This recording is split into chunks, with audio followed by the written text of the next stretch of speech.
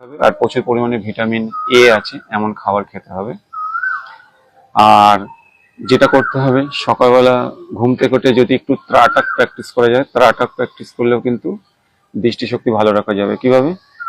ত্রাটাক অনেক রকম ভাবে করা যায়। তুমি সকালবেলা ঘুম থেকে উঠে সূর্যের দিকে তাকাবে, যেই সময়টা দেখবে একটা বেশ সূর্যটা বেশ এক ডিমের কুসুমের মতন লাল থাকে, খুব একটা চোখে লাগে না, অল্প তাপটা আসছে, সেই সময় তুমি এরকম একটা ধ্যান মুদ্রায় বসে একদম সোজা স্ট্রেট করে সূর্যের দিকে তাকিয়ে থাকবে।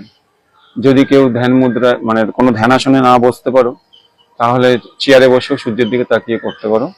এছাড়া যাদের সকালবেলা ঘুম থেকে উঠে সূর্যের দিকে তাকাতে অসুবিধা হচ্ছে, তারা ঘরের দেয়ালের কাছে একটা ছোট্ট টিপ তোমার চোখের সমান্তরাল রেখে কিছুটা দূরে এসে এবং স্ট্রেট ওই টিপটার উপরে ফোকাস করতে পারো, বা কোনো মোমবাতি বা প্রদীপ জ্বালিয়ে করতে পারো।